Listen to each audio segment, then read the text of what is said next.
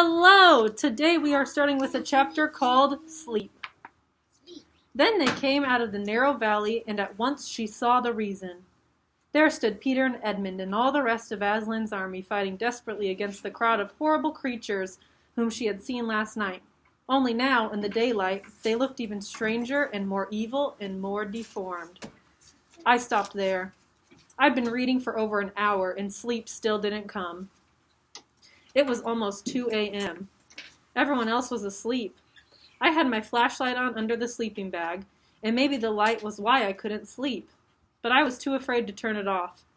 I was afraid of how dark it was outside the sleeping bag. When we got back to our section in front of the movie screen, no one had even noticed we'd been gone. Mr. Tushman and Miss Rubin and Summer and all the rest of the kids were just watching the movie. They had no clue how something bad had almost happened to me and Jack. It's so weird how that can be. How you can have a night that's the worst night of your life, but to everybody else, it's just an ordinary night. Like on my calendar at home, I would mark this as being one of the most horrific days of my life. This and the day Daisy died. But for the rest of the world, this was just an ordinary day. Or maybe it was even a good day. Maybe somebody won the lottery today. Amos, Miles, and Henry brought me and Jack over to where we'd been sitting before, with Summer and Maya and Reed, and then they went and sat where they had been sitting before, with Mina and Savannah and their group. In a way, everything was exactly as we had left it before we went looking for the toilets. The sky was the same, the movie was the same, everyone's faces were the same. Mine was the same. But something was different. Something had changed. I could see Amos and Miles and Henry telling their group what had just happened. I knew they were talking about it because they kept looking over at me while they were talking. Even though the movie was still playing, people were whispering about it in the dark. News like that spreads fast. It was what everyone was talking about on the bus ride back to the cabins. All of the girls, even girls I didn't know very well, were asking me if I was okay. The boys were all talking about getting revenge on the group of the 7th grade jerks, trying to figure out what school they were from. I wasn't planning on telling the teachers about any of what had happened, but they found out anyway. Maybe it was just the torn sweatshirt and the bloody elbow. Or maybe it was that teachers hear everything. It's true. When we got back to the camp, Mr. Tushman took me to the first aid office, and while I was getting my elbow cleaned and bandaged up by the camp nurse, Mr. Tushman and the camp director were in the next room talking with Amos and Jack and Henry and Miles, trying to get a description of the troublemakers. When he asked me about them a little later, I said I couldn't remember their faces at all, which wasn't true. It's their faces I kept seeing every time I closed my eyes to sleep. The look of total horror on the girl's face when she first saw me. The way the kid with the flashlight, Eddie, looked at me as he talked to me, like he hated me. Like a lamb to the slaughter, I remember Dad saying that ages ago. But tonight, I think I finally got what it meant. This next chapter is called Aftermath. Mom was waiting for me in front of the school along with all the other parents when the bus arrived. Mr. Tushman told me on the bus ride home that they had called my parents to tell them there had been a situation the night before, but that everyone was fine. He said the camp director and several of the counselors went looking for the hearing aid in the morning while we all went swimming in the lake, but they couldn't find it anywhere. Briarwood would reimburse us the cost of the hearing aids, he said. They felt bad about what had happened. Do you know what that means? They're going to reimburse the cost of the hearing aids? They're going to buy it. They're going to pay for new ones. I wondered if Eddie had taken my hearing aids with him as kind of a souvenir. Something to remember the orc. Mom gave me a tight hug when I got off the bus, but she didn't slam me with questions like I thought she might. Her hug felt good, and I didn't shake it off like some of the other kids were doing with their parents' hugs. The bus driver started unloading our duffel bags, and I went to find mine while Mom talked to Mr. Tushman and Miss Rubin, who had walked over to her. As I rolled my bag toward her, a lot of kids who don't usually say anything to me were nodding hello or patting my back as I walked by them. "Ready?" Mom said. when she saw me. She took my duffel bag, and I didn't even try to hold on to it. I was fine with her carrying it. If she had wanted to carry me on her shoulders, I would have been fine with that too, to be truthful. As we started to walk away, Mr. Tushman gave me a quick, tight hug, but didn't say anything. How much time do we have? Quite a bit of time. Can you go turn the light on for me, please? Thank you. Oh, okay. Better. Both, please. Thanks.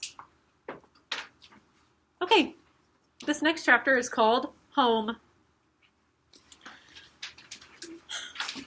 Mom and I didn't talk much the whole walk home, and when we got to the front stoop, I automatically looked in the front bay window because I forgot for a second that Daisy wasn't going to be there like always, perched on the sofa with her front paws on the windowsill, waiting for us to come home.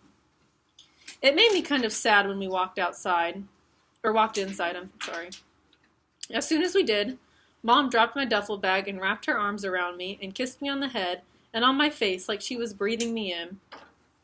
"It's okay, Mom, I'm fine," I said, smiling. She nodded and took my face in her hands. Her eyes were shiny. "I know you are," she said. "I missed you so much, Augie. I missed you too." I could tell she wanted to say a lot of things, but she was stopping herself.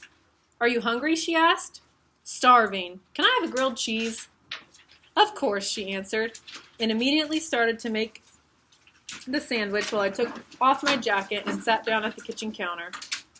"Where's Via?" I asked. "She's coming home with Dad today. Boy, did she miss you, Augie," Mom said.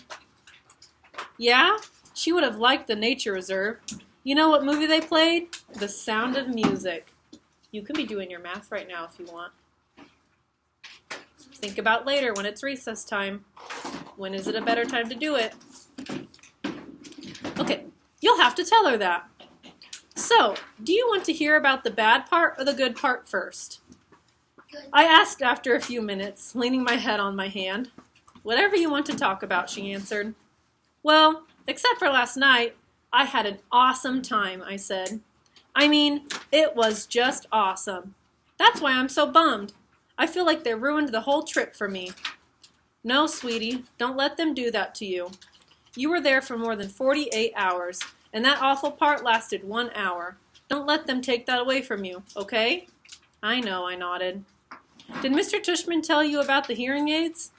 "Yes, he called us this morning." "Was Dad mad? Because they're so expensive?" "Oh my gosh, of course not, Augie. He just wanted to know that you were all right. That's all that matters to us, and that you don't let those thugs ruin your trip." I kind of laughed at the way she said the word thugs. "What?" she asked. "Thugs," I teased her. "That's kind of an old-fashioned word." "Okay, jerks, morons, imbeciles," she said, flipping over the sandwich in the pan. "Whatever you want to call them. If I saw them on the street, I would..." She shook her head. "They were pretty big, Mom," I smiled. "7th graders, I think." She shook her head. "7th graders? Mr. Tushman didn't tell us that. Oh my goodness." "Did he tell you how Jack stood up for me?" I said. "And Amos was like, bam, and he rammed right into the leader. They both crashed to the ground in a real fight. It was pretty awesome. Amos's lip was bleeding and everything.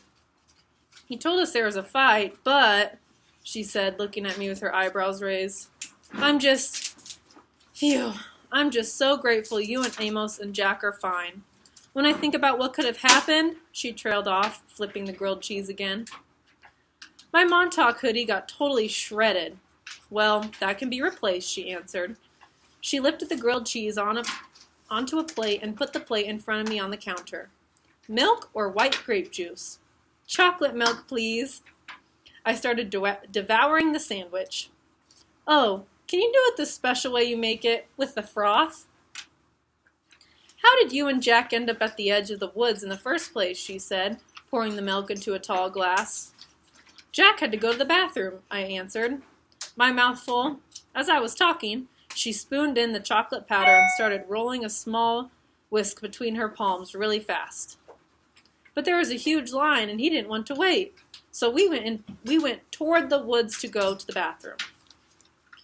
She looked up at me while she was whisking. I know what she was thinking, and that we shouldn't have done that. The chocolate milk in the glass now had a 2-inch froth on top. That looks good, Mom. Thanks. And then what happened, she said, putting the glass in front of me. I took a long drink of the chocolate milk. Is it okay if we don't talk about it anymore right now?